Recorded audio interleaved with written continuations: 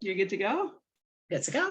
Excellent. Hello, everybody. Welcome to the Talk to Danielle podcast. I am your host, Danielle C. Baker. And before we get started, I just wanted to say, make sure you like, follow, and subscribe to whichever channel you're listening or watching from.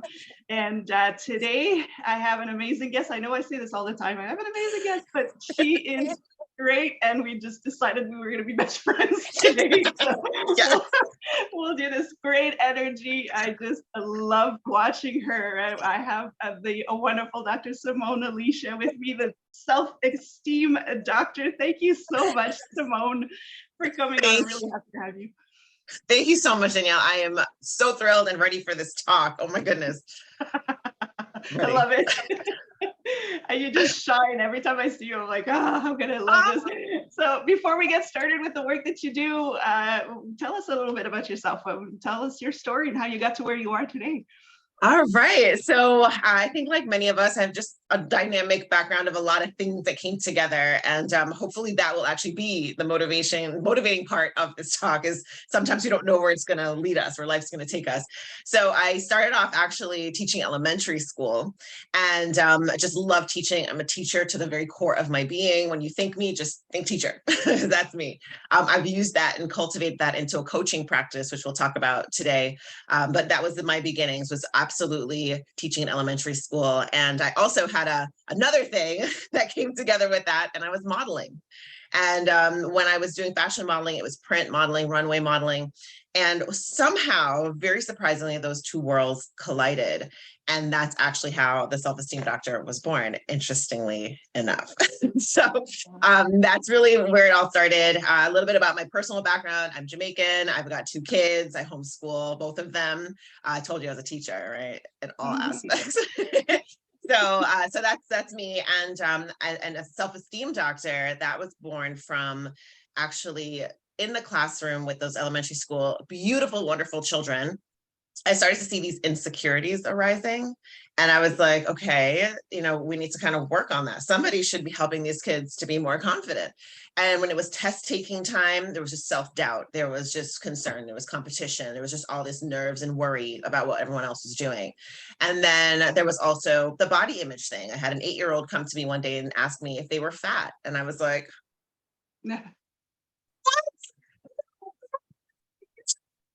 and like just that saying should be carefree, like so that was like, I'm like, someone's got to be working on these kids' confidence. And then on the other side where I was modeling, I saw some of the same things. Models are backstage criticizing themselves, critiquing themselves, like tearing themselves apart. And I'm like, someone should talk to these people about confidence.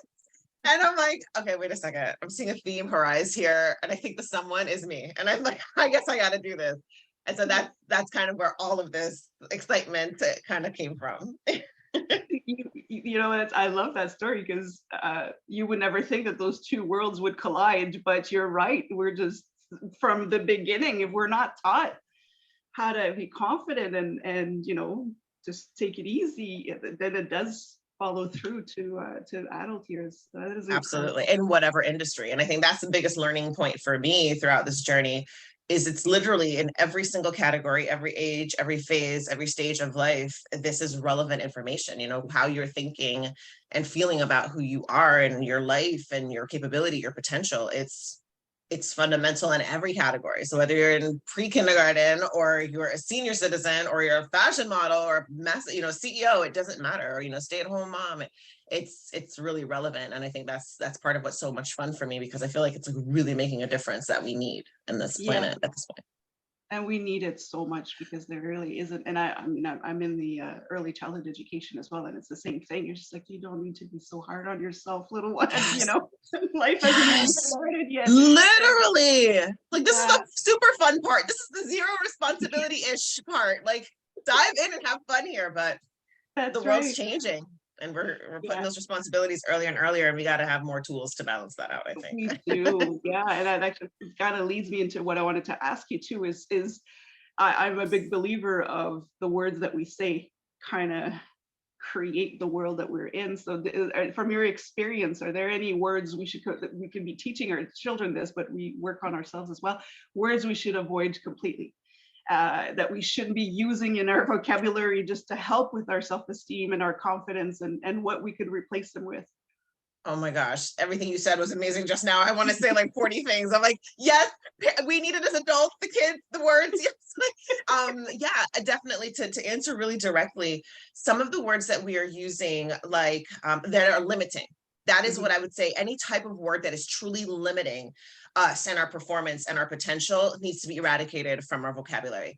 And I understand, some of our listeners are tuning in right now, and our viewers might say, well, you can't just pretend everything is going to be perfect all the time. Like, you got to keep it real. And I'm all about let's keep it real. The problem is that we've somehow kept keep it real synonymous with keep it negative.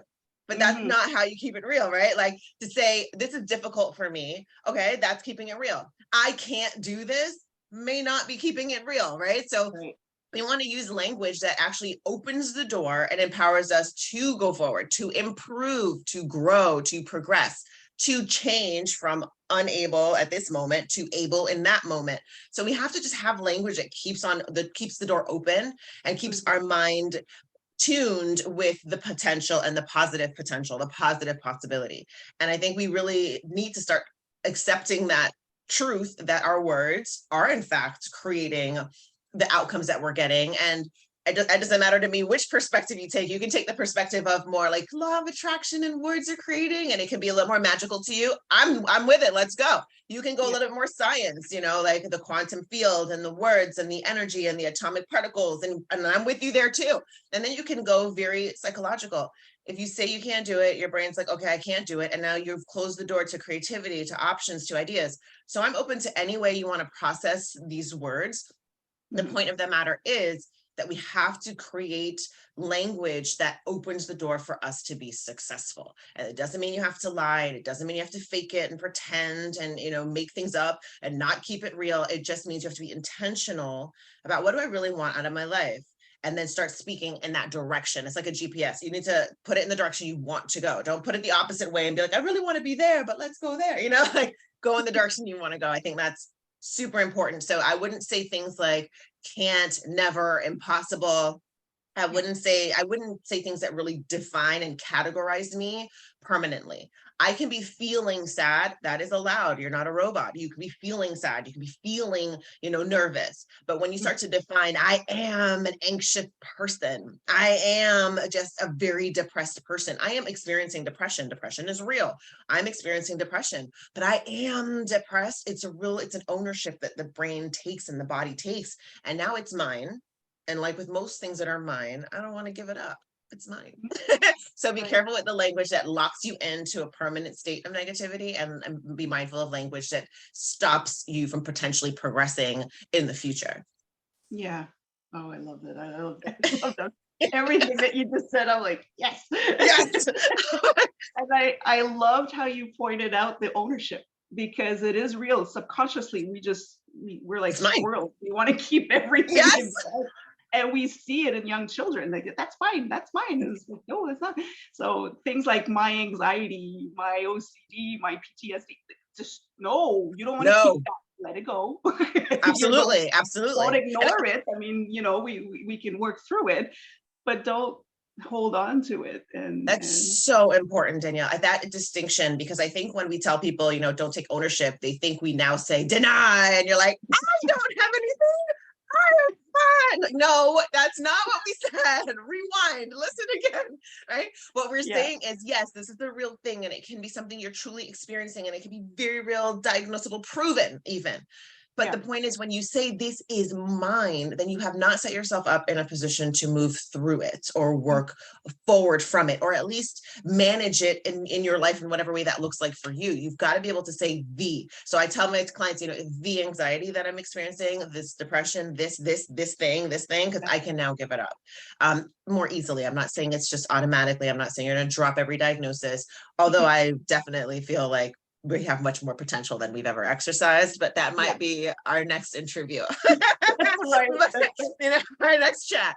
But we have a lot of capability, a lot of potential that's untapped. And because we don't know what we don't know, we just are in this space. But talks like these, I think, are starting to help elevate and open people's minds to the potential and the power of just your language alone, for sure. Exactly. And it's important to have these talks because a lot of people, and people still say, well, I don't want to go out and get some help. We try to keep everything inside. You don't want to show that you're struggling.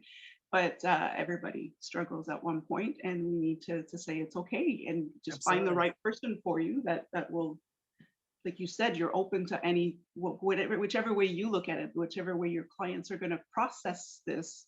We roll with it because, again, it's in the line of work that we're in. It's not our job. It's not they're not, no, let's work with you. It doesn't matter what I believe. It's what matters is what you believe and how you can work with that.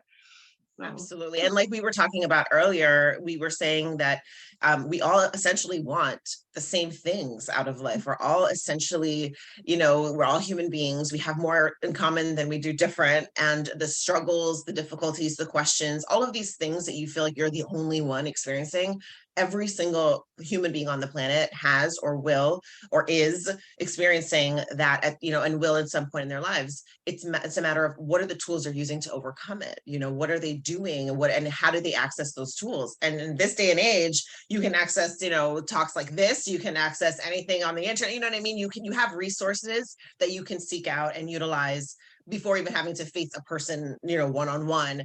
But there is such a great benefit in being able to do that, to find someone that you can connect with and that can help you, like coach you through those hard times. It's really powerful. It is. And it makes a difference. When you found the right one, you're just like, okay, yeah, now I feel empowered. I feel amazing. I can get through this. Yes. No, it's amazing. And you've built an online academy, and I was looking at that with the programs. You have programs for children, programs for also, it's amazing. Can you talk a little bit about the programs that you offer online? Yes, and this is why you're my bestie, because sometimes people will see my online academy and immediately say, well, this is obviously only for children. And while I do have, an angle towards the youth, because I think starting early has a really great benefit for our entire planet, if we're kind of raised with this mindset, then it's really powerful. The academy truly is for all ages. There's something in there for everyone, and we continue to add resources all the time. So the online academy, here's what it is. It is like, for me, I want to think of it as like the Google of self-esteem, right? of mindset. Like, I need tools, I need resources, I need perspectives. I need things to help me through these moments. Where can I go? What can I do? It's 1 o'clock in the morning. My coach is sleeping, right? Or I have this thing coming up and I'm by myself. I don't have anyone I can call and consult with really quickly. It's this 24-hour, 7 days a week resource hub where you get to just go and start to address different things that are going on and try to find the tool that will suit you. So your mind is super busy. You know what? I think I need like a quick deep breathing meditation. Okay, that's going to be on there. I need something unique because I'm feeling really stressed and I'm feeling like really jittery. Oh, there's emotional freedom tapping. You can learn about that on there and and walk through a video. Never heard of it. What is it? Get the definition there. Oh my gosh, I'm feeling a little bit sad and like just a little heartbroken. Okay, let's learn about breathing through the heart and all these heart math type things. That's a resource there. And it will link you out to other resources that you can continue to, dive into on your own. But the idea is, what can I do? I need something to do to help me with my mindset, with my self-esteem. And then there are other classes that get deeper and give you a blueprint and give you a plan. And here's step 1, step 2, step 3, and other resources that I'll pull from the internet and other resources that we'll create ourselves. And the ultimate plan here is you've got to know that you have options. When you know you have options, you can start to use those options. But so many of the times I think it's like, okay, you know what? I'm sad. I don't believe in myself and I know I can't do it. Let's just wait till that changes. Right. And it's like, wait a second. I know time heals, as they say, but it depends on what you do in that time.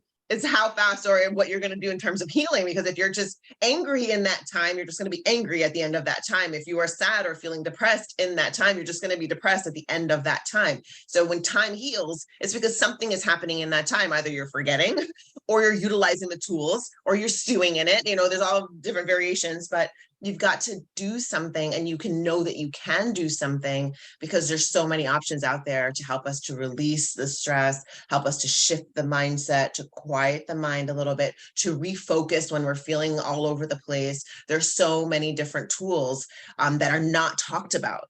And I'm just like, I would like to provide a resource where people can come and find these not talked about tools all in one place and find the things that I've vetted, and things that we found like, okay, this is legit. Let's share this with people. And I just, I'm very proud of it, as you can see.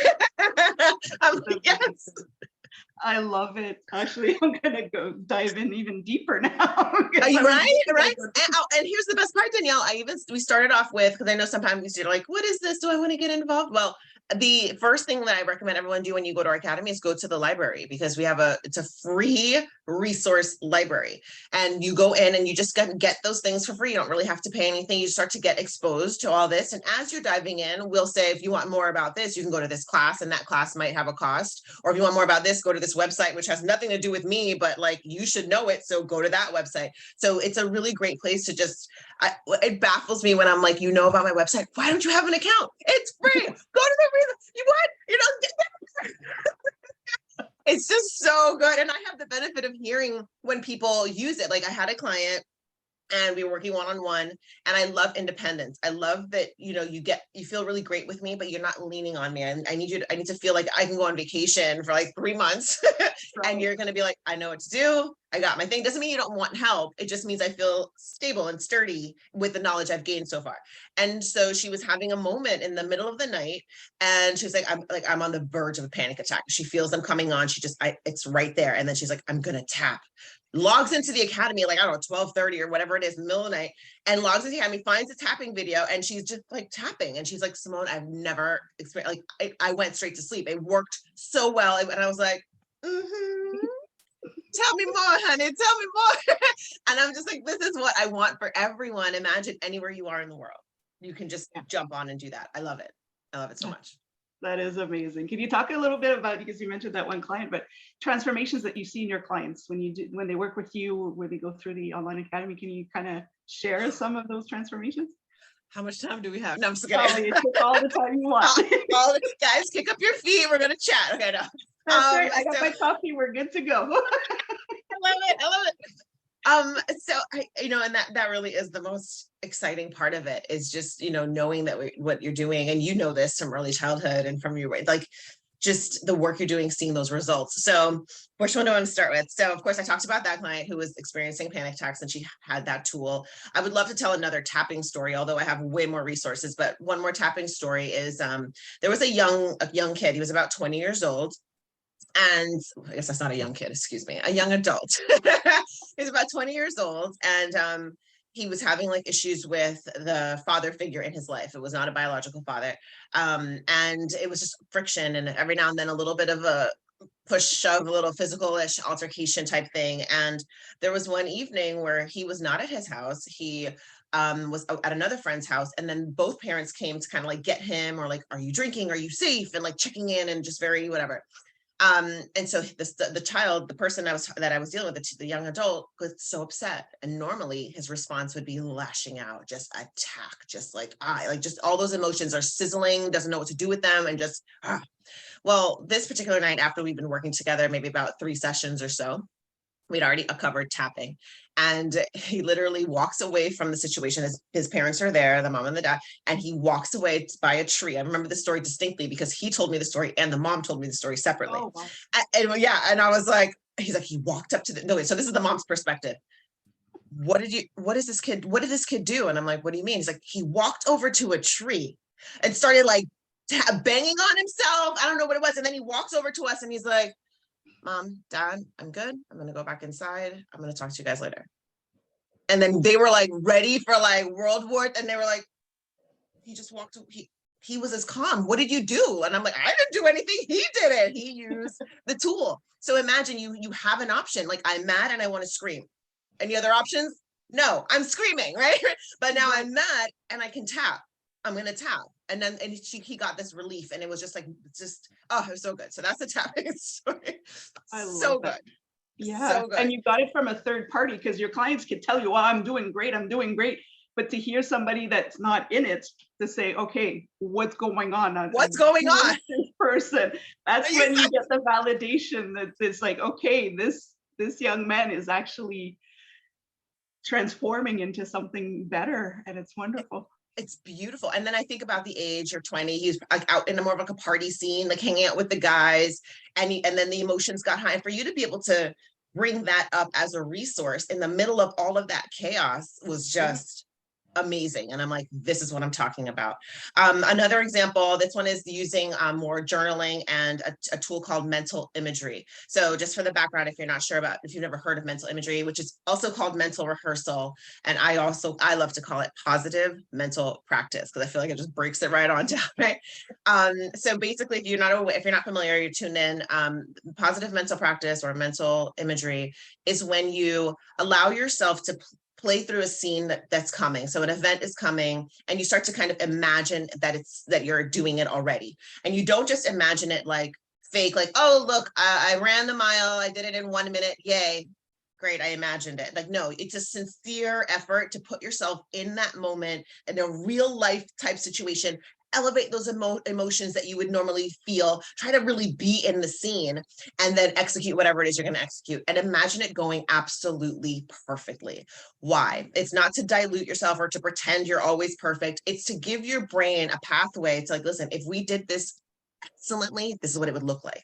I just carved out this connection in my brain now, this like neurological pathway just got formed, but this is how it could look. And I'm like, huh? Then the brain thinks we did it. Because the way the brain works is like, it just takes everything literally. You're like, hey, I won the Olympics today. Your brain's like, yeah, right? It sounds good to me, right? And that's what we don't realize. Our brain is taking everything literally. It's just like, yep, you did that. You did that. So while we're not going to walk around and lie and be like, I won the Olympics, when you do it for your brain, it opens up this pathway that lets you actually feel like this is a real potential. This is now an option. Winning this race is an option. Succeeding at this test is an option. Landing this client and getting this contract is an option, because I just painted the picture in my mind. So now I'm open to how to make this possibly happen. My brain's like, oh, let's run faster. Oh, let's change our breathing. Oh, let's have water before we go. You get all these instincts and impulses that start to help you to make that happen. So I had a girl in high school. She was about to be a senior in high school, and her entire high school career so far was very isolated. She was very shy, very withdrawn. She was diagnosed with different learning disorders, and just was not in a great place. I think someone in her family member who was close to her, had passed. And so she was just not in a great place, and very, very depressed, right? Not diagnosed depression, but just feeling depressed in those moments. And so we spoke, and I said, listen, here's what you're going to do. You're going to start some journaling, and we're going to start imagining the best days of your life at school, just for you. What would it look like? What would it be like? Where would you sit? Who would you talk to? What issues did you just realize? Oh, I was going to sit there in my head, and I realized, the fire extinguisher is there. I can't sit there. I'm going to sit there, right? So solving problems, like Nikola Tesla, if you guys ever heard of this name, like solving problems and building a plan in your head from your bedroom. So she was journaling this. She was journaling, visualizing. The summer came, and it was time to start senior year. And we had a session right before school started. And she was, I'm like, are you ready? She's like, yeah, I just feel so good. I'm like, because your brain is sending you signals that you've done great already, that you already started the first day of school and you did great. That's the signals your brain's sending back to you, because that's what you fed into it. She's like, I just feel so calm. You practiced feeling calm. So she started that school year, and long story short, she was at like events all the time. Oh, I'm going to a game, Simone. Oh, you want to schedule? Oh, no, I'm going to go to a game. I'm going to this. I'm going to a Getty. I'm going to a party. I have a boyfriend. I went to homecoming. Here's my dress. I got into 3 colleges. Wow. Oh, wow. And then she called me in college and was like, okay, I need you again. Like something else happened, to college level stuff. And I'm like, I'm here, honey, I'm here. But watching that progression and seeing someone who may have said, I can't go to college, I'm not smart enough, I have no friends, I can't do this. And she was heading that way. And I was like, just apply to the colleges. Like, let's just see what happens. And I walked her through that, walked her family through that. And she's now, I'm not going to say my age, but she did graduate, and she is in her profession. Although I'm way too young for that, but let's move on. I always say that when I work in schools, the children get older, we don't. We do not. We don't do that. We would never. Only the children age. We're yes. fine. I love that. So those are some of my stories, and they're just thank goodness there are so many of those stories. And the work I do is based in something called neuro-linguistic programming. Yes. And neurolinguistic programming actually helps us to make these changes pretty quickly. So I'm not going to tell you it's overnight, and I'm not going to tell you it's a one size fits all, but there is, in fact, a very high potential for your changes to happen more quickly than you realize, because the language that I will use is the language that your brain is familiar with and your brain will respond to. And we all have a different language, not all, but we have various languages that our brain may respond to better. My job is to find out what that language is and speak that to you, and speak to you in those terms. So if you're a very hands-on person, you learn by touching. Even if I'm on the computer with you, I will use language that makes your brain feel like you're touching. I'll say, hey, do you feel what I'm saying? Right? Can you take that in? You know, you see words and your brain's like, oh, I take that. Oh, I feel that. Right? And so knowing some of those tricks helps you make changes much more quickly. And I incorporate that in the classes that are in the academy. So when you're watching, all your learning styles are being appealed to, and you're like, okay, I get that. I see that. I hear it. I see it. I can touch it, or I perceive I can touch it. You can print things out. So it's really beautiful to watch these results and watch it spread so that everyone has access to this information. Yeah, I love it. And I love that you mentioned the different learning styles, because that's something a lot of people don't think about. We just go to that traditional listen to me for an hour, don't do anything. And that I was never able to work that way. So it is so important. I'm a big advocate of that. Okay, well, how is your visual learner processing this? And how is your kinetics? You know? Yeah. I love that you say that, because right there I was like, oh, this is another reason why I love you so much. Yes, that's right. This is just you have to find those words I'm visual. I need to see pictures. So you tell me something. If I can see the image, you got me. Like I will roll with it. So it's so important to have that. So that's wonderful, because then you reach out to everybody and not just one type of person. That's super huge that you said that. And then you also, I know you work with parents as well, and you know, address a lot of the learning to parents. This is something parents can use in their homes. You know, you don't have to be specially trained, you don't have to be a teacher, but to understand what your child's language is, or as we call it, the internal representation, what they see the world as best. You know, are they interpreting visually, auditorily, you know, with touch, even with the senses of smell and taste. You know, kids that are always putting things in their mouth might be more gustatory. So there's just different ways that we can reach our kids. And as a parent who's untrained, if your kid likes to touch to learn, and you need to, like, you know, correct something they're doing, you know, a touch on the arm can be like, hey, I need you to go over there. And then like that touch is like, oh, you're talking to me, right? Versus you're over there like, hey, go. And the kid's like, you're like, you're not like that. You know? It's like that touch, they just brings them very present. And this, oh, you want me over there? Got it. So simple little things like that. Just a little thing, and it makes a world of difference. I love it. A huge difference. That you're not just online, you do speaking engagements. You're like an international speaker, so you bring that energy, you bring that sunshine along with you. So can you tell us a little bit what that's like for you, and why you just said, okay, I'm doing this. I really want to spread this here. As I said when we started, that I'm a teacher to the core. I just absolutely love the opportunity to teach. And maybe I should have shared this at the beginning, but when I was little, one of my main game that I would always play was teacher. So I'd set the stuffed animals up on the bed and put the little paper, scribble on it for them, and, you know, run back to the front and start teaching. And I was doing this for years. I also doubled as a business person, and my mom brought all her papers from the office, the old school, like perforated, and I'm like, writing and signing. And I also did like brain surgeries on a side note to one of my dolls who I still have. It's Frankie. He's a little bit of a mess now because there's a lot of surgery, but here's how I'm going to bring this back to my speaking. This is what happened. I'm telling you, this is how the brain creates these pathways. So I was taking out bad stuff out of Frankie's head. That was my entire goal. I took bad stuff out of Frankie's head, ran the business, and taught school. Do you know what I do now?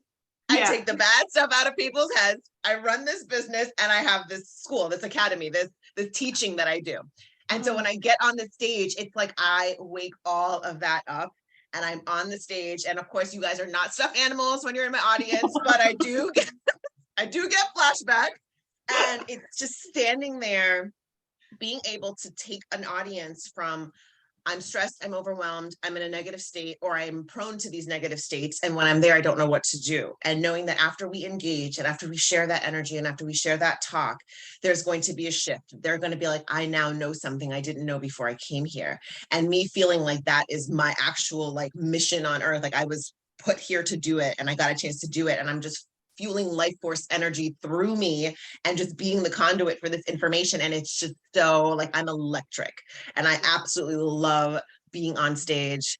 I never actually described this like this before. I'm very excited for my I'm like, this is good.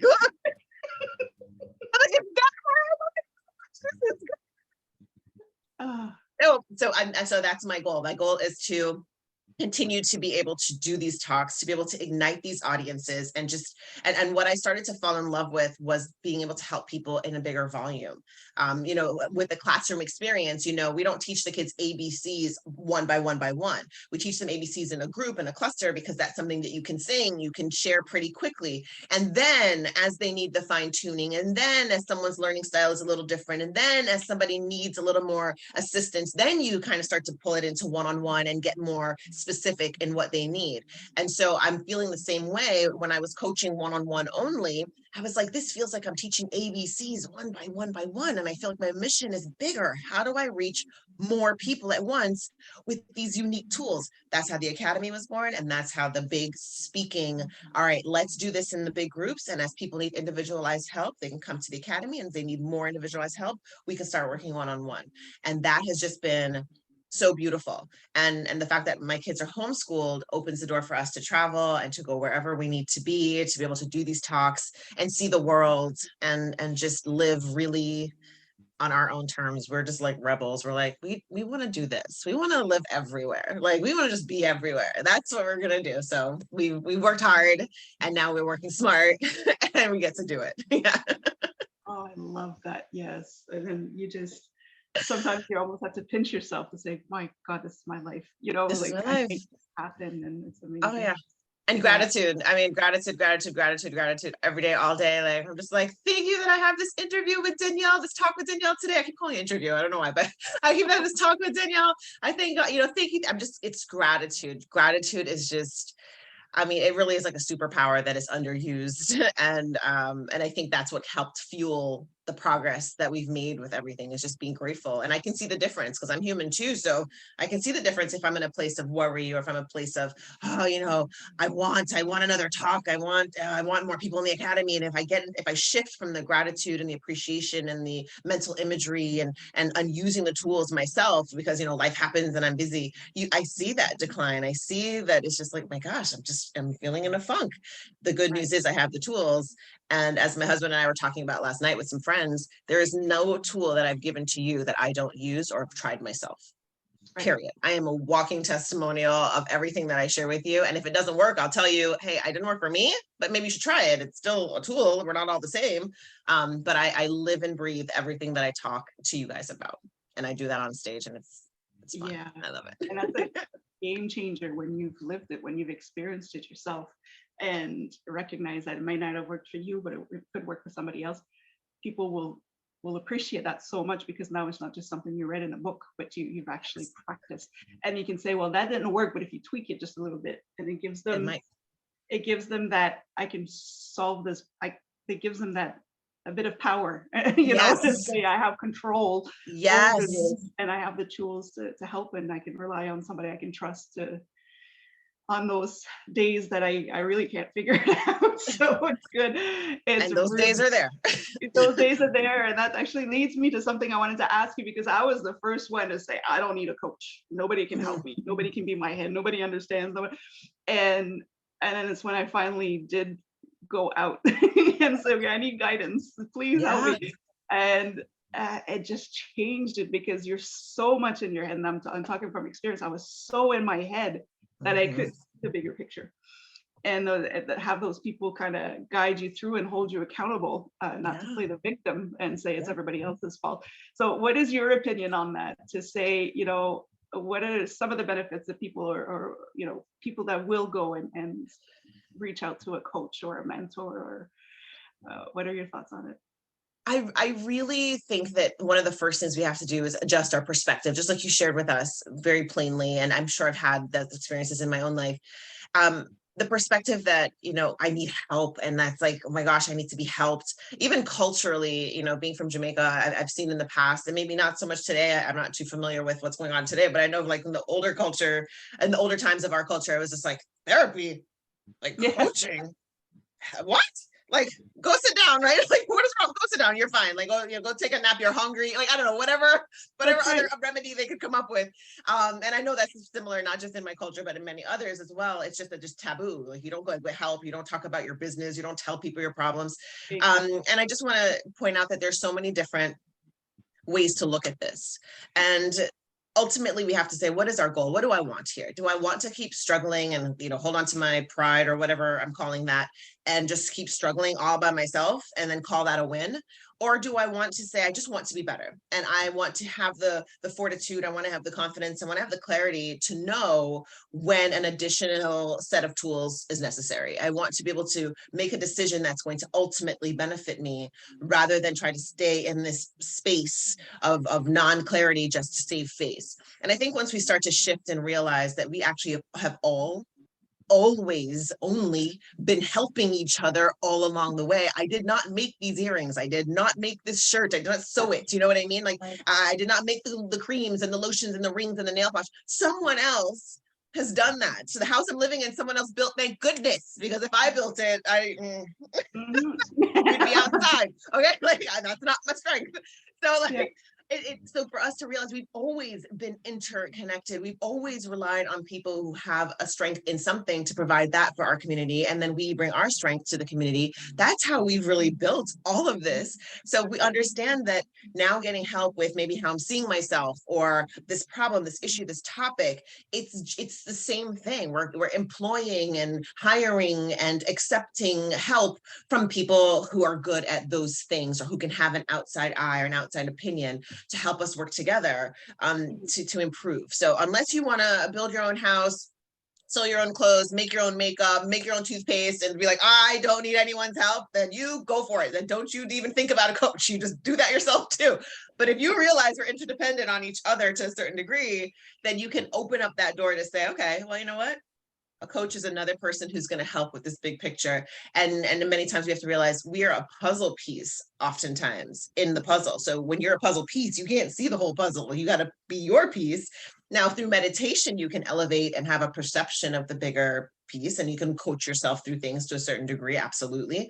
But it's always going to help to become enlightened, to, expand your knowledge, expand your awareness, and accept the potential input that someone else can give. And to your point earlier, Danielle, you mentioned that it's who you choose also. So, if you have a coach or a therapist or a mental health provider of some sort who you feel is just not understanding you, not a good fit, you don't need to close the door on everyone. That's like, I don't know, trying a new restaurant and you didn't like it doesn't mean you're never eating in a restaurant again. And you're like, I'm just not going to go back there. I'm going to go somewhere else. I'm not going to go back there. So maybe you just be willing to say that the part doesn't represent the whole, that one person does not represent the entire industry of coaching. And there is a difference between coaching and therapy and psychiatry and all of that. So just be aware of that too, and find out from yourself, do you want a mental health provider who is a traditional therapist, like psychiatrist, psychologist, or are you looking for more of a life coach? That makes a difference also in the results you're going to get, your comfort level, what you feel like you need. Yeah, I love how you put it. Yeah, we'd be delusional thinking that we can all do it all by ourselves. And if you're not, I love how you said it, because I told somebody that before is, okay, so if you think you can do it all on your, disconnect all your plumbing. Oh yeah. And reassemble it with your own, and then we'll see. You had me at plumbing. You had me at plumbing. Put it all back together by yourself and tell me if you needed help. Forget Google. Oh my God. And I'm like, I need references, please. I need a list of coaches. I am going to make a call right now. Right? People react a lot when you mention plumbing. So it's like, no, I need my plumbing. Oh, yeah. Works for me. I have chills, and I'm like, yeah. I'm very visual, so that's those are the kind of words I use. Yeah, disconnect your phone and see how that goes for you. Well, what you just did was cement our friendship, because one of the examples that I always seem to come to, like, I forget, I had like several talks and it was just, I kept on like referencing, I'm like, well, you know, sometimes things happen, and if you're walking by the sewage and the poop spews, and they're like, the poop, and I'm like, sorry about that, sorry. And then I said something else and it was like, and you know what, like poop, and I'm like, oh my gosh, why am I saying poop so much? Oh my, but it works because they respond, you know, you're like, you say mud and they're like, oh, mud, okay, yeah, I get your point. You're like, poop, oh wait, whoa, you're saying now, like, that's different, you know, so you gotta make an impact. That's the deal breaker right there. That's why everybody remembers the Shawshank Redemption, you know. Oh, we remember Lord. that scene. All right, we went off track a little bit, but I wanted to ask is, you mentioned that this is kind of it's going to become a personal question for you though, because you do all this, you build your business, so you know you're coaching us, you're homeschooling your children. Let's not forget this. Just that alone will give people anxiety. How do you find balance in your life with, like, you know, work, family, home, everything else that life throws at you? What works for you? Yes. Oh, that's such a great question. Okay. So the first thing for me is to remember that I have the tools, you know, and I think desire is a very big driver, a very big motivator. And I really want to feel good in my life. I want what I want, and I want to feel good, and I'm committed to feeling good. I'm committed to feeling good, not just for me, but it affects my children, it affects my husband, it affects my neighbors, my friends, my clients, my school, my staff. And it's very important for me to continue to stay connected to what I feel like is the essence of me, and all of us, that all of us have that essence, and we can stay connected to it. And so because I have this very strong desire and a strong belief that I can be connected to it, I know I can be connected, and I know there are ways to be connected, and I know many of those ways. So for me, it's a commitment, and also a training and a practice and a habit, a routine, right? All of these words that we hear all the time. And it's now just a part of my life to seek out that balance. Now, for me personally, I thrive on variety. Like, I know if you guys ever heard of Tony Robbins, he talks about these 6 human needs. And, you know, if you're one who, like, I need things the same over and over, I need to be, you feel certainty to a certain degree. And if you need things to kind of change and be dynamic, then you'll need variety. And there are a few more, but I thrive on variety to a certain degree. That's one of my human needs. And so, or at least I've concluded that, right? So when I actually do my self-development work and my balancing work, it changes every day. It changes because this is what I feel like I want today. It's what I feel like I want tomorrow. But that desire and that belief, those 2 things married together, drive me to every single day seek out that balance. And we all have these drives in different areas of our lives. We're trained. Okay, so you know, if you don't brush your teeth every day, twice a day, that you can get cavities. We know what happens after you get cavities. It leads you to the dentist. After the dentist, it's a filling and the needles and the drills and the this and new teeth or no teeth, and or expenses, money, whatever it is. We know it leads down the train we don't want. That is enough. And the habit of being told to brush your teeth when you're a kid, like 30,000 times, that the habit, the reminder, and the fear of what could happen there, or the knowledge of what can happen, drives us to brush our teeth every single day. And then if you miss the night because you fell asleep, the next morning you're like, I gotta make up for it, right? So that is how I perceive my self-development work. It's kind of like that brushing your teeth, that taking that shower, that cleansing, the feeding of the body. Like, if you don't eat, you get hangry, angry, headaches, this, that. So I take that into account in my life, and I've created a habit and a practice of, I want to feel good, and I know the consequence if I don't. I know the disconnection from me does not lead to financial gain. It does not lead to spiritual fulfillment. It does not lead to good times with my family. It doesn't lead to anything that I want. It's the dentist visit. No offense, dentists, I love you, but you know, when it's wrong, when it's bad, it's bad, right? So I don't want that bad version of it. So that leads me to do my self-development work. So what you'll find me doing on any given week, well, I'll be journaling in the morning when I wake up. between the journaling and doing my affirmations, which I now share with you guys on Instagram when I'm doing my affirmations. And then I also love to run. So some mornings it's a run. If I feel like a little like, oh man, this day feels like it's ahead of me and I want to get ahead of the day, I just go for a run and it seems to settle me. I love stretching. Feels like it helps this big spirit of mine to fit in this body. Like I stretch and I move. I do tapping also. If I feel like I want to release any blocks in my day, I don't even know why I'm tapping, but I'm tapping. I use mudras. All these you'll find in the academy also. I'll do those finger positions if you're not familiar. When you go to the academy and the free library, you'll see, right? I do the hand positions. I also meditate. I'll do silent meditation. I'll do guided meditation. I have certain meditations that are like medicine, like, oh man, I'm feeling stressed. Here's a meditation that helps with stress. I'm feeling confused. Here's a meditation for clarity. I'm feeling like I need more financial independence. Here's a meditation for finances. So I usually use it like a medicine, like it's a pill, if you will.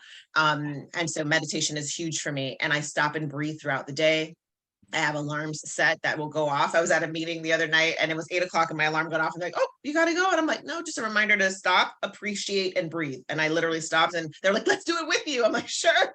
And we took a breath and we just stopped and just said, thank you, thank you, thank you. Thank you for this moment. Thank you that I'm safe. And then we moved on in less than 5 seconds. So I do that and build that into my day. And I also teach my kids all of these strategies too. So my kids will start meditation before homeschool. Some days we don't. They'll come outside and walk with me or run, or we'll do grounding where you walk barefoot in the grass and we'll do that. So it's just a lot of effort to balance setting timers, being intentional, being deliberate, being aware and present. And there's days I get it wrong. There's days where I'm like, oh my gosh, our homeschool was like 10 minutes and I wanted to do like 10 hours today. Like, okay, go read the book. I just go read. Reading it. Today's library day. Go read. I'll be right back. And I jump in a bubble bath, or I'm like, I'm gonna go for another run, or I need to journal this out. And one of my favorite journals is one I actually created, of course. It's called Release and Refill. So when I feel like stuff's just like piling up, I write it out. Release, release, release. Okay, I'm so frustrated. I can't believe it's happening. I'm annoyed, blah, blah, blah. And the next page is, but I know I got this. I know I'm settled. I know I have at least 5 tools I can use to help me with this. I know I can breathe. I know the world is fine. My family's fine. Everything is fine. And I'll just get through it one step at a time. And then I just feel settled again. And we get back into it. So it's very intentional, very deliberate use of tools, and that desire and the belief mixed with the practice, giving me good results all day, every day.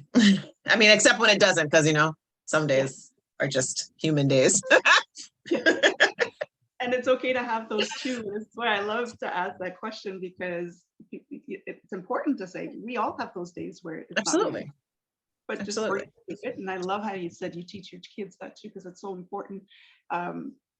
Teaching somebody what you learned helps you, but to give your children those tools as well, so that they are a bit more equipped for later on when life comes up. Life happens. Oh yeah. I remember being in yes. I remember being in Target and my alarm went off. It was like I had like a 12 and a 5 and an 8 o'clock alarm for the stop, breathe, and appreciate. And it went off and then my son goes, uh-oh, you got to breathe. And we stopped right there in Target and just like, and he breathed with me. And it's literally, it's 2 seconds. It's not like, we're not like sitting on the floor in Target for a half an hour meditation. It's literally just stop, be aware for a second, just slow down, just pause. And it was beautiful. And it works to like recenter you in a busy day. And like, no, wait, I choose me. Because when I choose me, I'm going to produce way better for this company, this job, these kids, this husband, this wife, I'm going to produce way better. I need to just stop for a second, recollect my energy. It's like plugging back in. Sometimes when I go on stage and I do a talk, I brought a toaster and I'm like, why isn't this working? I put a piece of bread in and I'm pressing, why isn't it working? And they're like, you didn't plug it in. I'm like, exactly.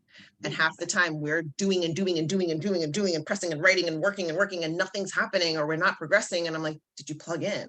What does plug in mean? It means to find your center, to plug into your source. If that's spiritual, if that's divine, if that's God, if that's silence, if that's stillness, if that's prayer, if that's meditation, whatever it is for you, but slow down. Get centered, plug in, let yourself feel really capable, really good. And when you're plugged in and then you start pressing that button, the thing goes down, it toasts and you have a yummy sandwich. So like, you know what I mean? So you got to plug in too. Yeah, I love that. See, visual. Visual. Yep. I got it. Visual. It's there. It won't go anywhere. Exactly. Now you'll think of me every time you toast. Every like, time I make toast, I'm like, oh, Simone. I apologize and you're welcome at the same time. I love it. I Love it. Now you know I'll have breakfast with you every day. Exactly. I was in Canada having breakfast. Yes, I was. Let's take my sunshine in. Oh Now, my gosh. do you have any advice? Like, I like to ask this question, is like some wisdom you'd like to share. You wish you would have known when you were younger. You knew, something that you knew if you would have known sooner, it would have made your life a lot easier. Do you have any kind of wisdom to share?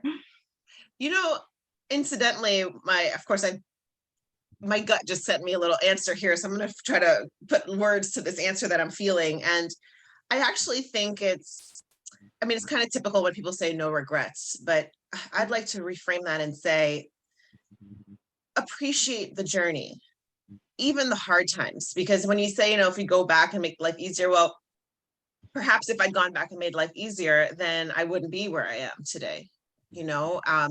I remember being bullied like other people, I remember going to be on the track team, and the track girls were making fun of me or whatever. And that deterred me from track. And if I go back and be like, well, they shouldn't have bullied me, I'd have been on a big track star. But this is so fulfilling to me. Would I've been so fulfilled being a track star, track and field runner? And maybe not. So I think part of that, the wisdom is in appreciating those times, even when they're hard, appreciating that a lot of that things that don't work out, those are redirections to get us to where we do want to go.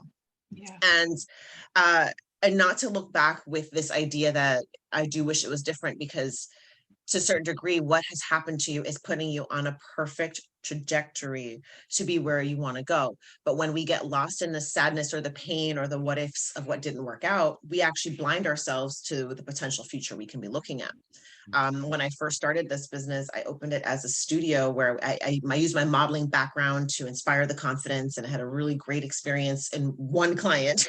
And then the rest of it crumbled because nobody else understood what I was doing. So I lost that business, if you will, lost the storefront, couldn't keep it up. And it's like, wow, that was a bad thing. Or was it? Because I had capped my potential income at this. I had capped the potential people I could help at that. Everything was limited, limit.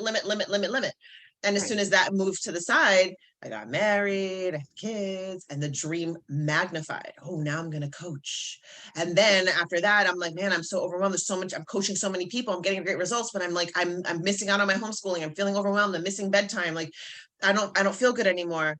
That's a bad thing. Or was it? Because then I opened the academy, and then we scaled, and then we started talking and and I'm like, my gosh, this is like, I'm just being redirected for the message to be hit bigger. So my biggest wisdom that I would share with you guys is, don't look back with an essence of regret. You're not going to enjoy every bad, uncomfortable moment. I'm not telling you laugh and enjoy an uncomfortable moment. Let it be uncomfortable, dislike it. That's fine. Just don't stay there. Don't stew on it. Don't marinate on it. Try to find the effective way of saying, hey, that was not what I wanted, but I'm so happy that it put me on the path here. It made me think here.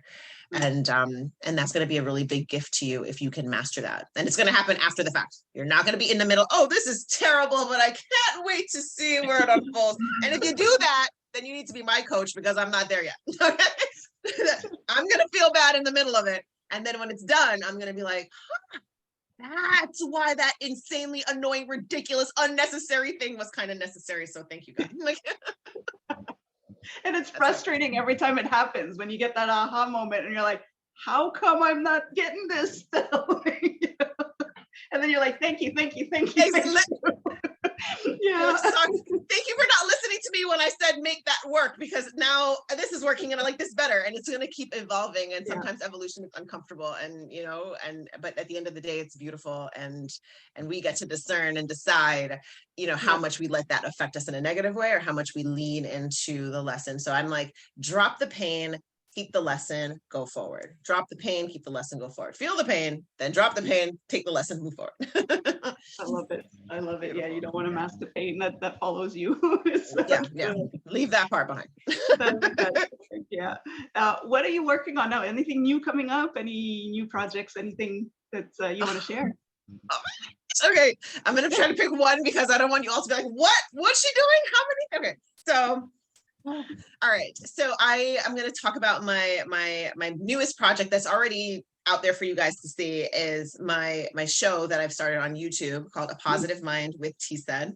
And TSED is the Self-Esteem Doctor, TSED, and I just made it a name because that's what I do. So, so a positive mind. So I've started this to continue to give more information and inspiration and tips and tools. It's a great guide for also leading you to the academy if that's where you want to be, or if you're already there, to kind of remind you of what tools you can use. But in and of itself, the shows are just jam-packed with resources for you to use, and you can gather your families and watch together. You can watch just by yourself. But that is probably one of the most important projects to me right now, because one of my big goals is to also be more on televised appearances, because again, it's about the numbers. It's about how many people can we help with one talk. If I can have one talk and there's 3 million people listening, that's 3 million people who got helped. No offense to anyone who loves likes. You can like a like, I like a like, but I don't care if you like it. I want you to see it. I want you to see it. I don't want you to click the button and be like, I want you to be like, I saw that this lady said this, and I changed my life that day. That's what I want. So I want more eyes to be able to see that. So my goal would be more television, more stuff, more movies if I can, whatever it is. Like, let's just get out there and do the big talks and let people see and learn that there are resources out there they've probably never heard of. Never heard of. Yeah, I love it. Yeah, so that's my thing. And next time we talk, I'll tell you all the other projects. Yeah, seriously, I was gonna say I could talk to you all day, maybe even all week at this point. Oh my gosh! I'm gonna wrap it up a little bit, and for sure, before I let you go, before I ask, where we could reach you, I always ask this question. I made this promise to a little girl a while back, and she was asking adults these questions, and they weren't answering her, and she was getting really frustrated. Okay. So I told her I would ask, because it's a beautiful question, and that is, what do you want to be when you grow up? Me. I want to be really good at being me. I just want to be really owning that and really unapologetic about that, and really step into, like, who did I come here to be, and just be. Oh, I gave myself chills. That's weird, but that's weird. But that's me. And it's been a long time in the making to really let myself be me. The me without. Should I be doing that? Because I'm like a rule follower. Like growing up, it's like, what's the rule? What do we do? I want to do it right. I don't want to get in trouble. I don't want to get in trouble.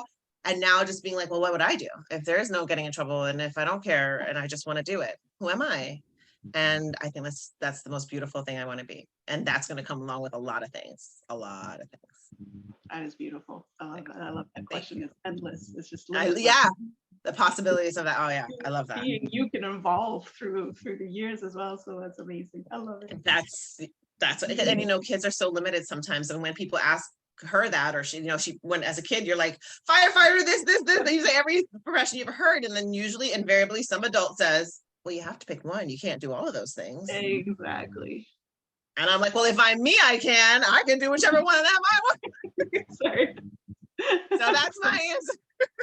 I love it. That's the way we should all answer. This is what we should teach our children to say too. I can do whatever I want. Like, who are you? Exactly.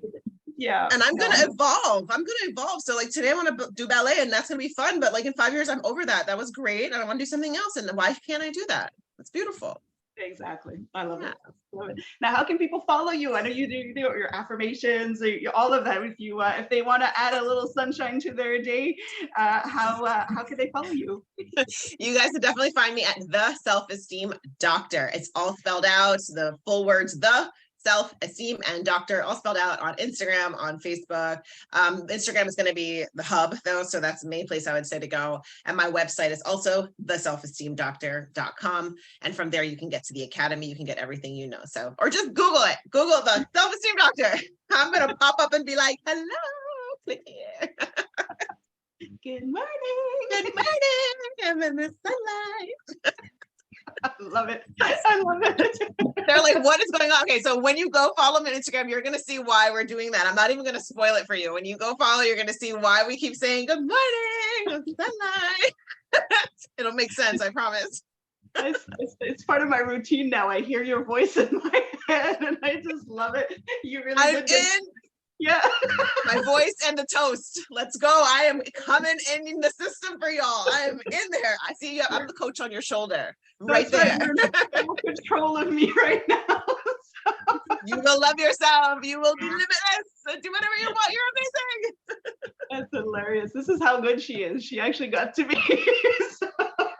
So you definitely want to follow her. I will add all her links into the description and the comments so you can follow her. Thank you so much, Simone, for joining me. Like I said, I could go on forever with you. This is such great. I know this is a great way to start the Monday morning. And Yes. we'll have to do this again. And I can't wait to see everything that you've got coming up. I'm going to definitely keep track of that. It's going to be a lot of fun to watch you. Oh, thank you so much. Thank you for having this type of a platform that allows people to learn and hear your voice and on the mission that you are helping to bring. We do this together, and I'm so thankful, so thankful to everyone listening, tuning in, watching, and thank you to you, Miss Danielle. Thank you. Thank you. So for everybody watching, don't forget again to like, follow, or subscribe to whichever channel you're listening or watching from. Don't forget to follow the Self-Esteem Doctor as well and get a little bit of sunshine in your day. And until next time, stay safe, stay awesome, and we'll talk soon.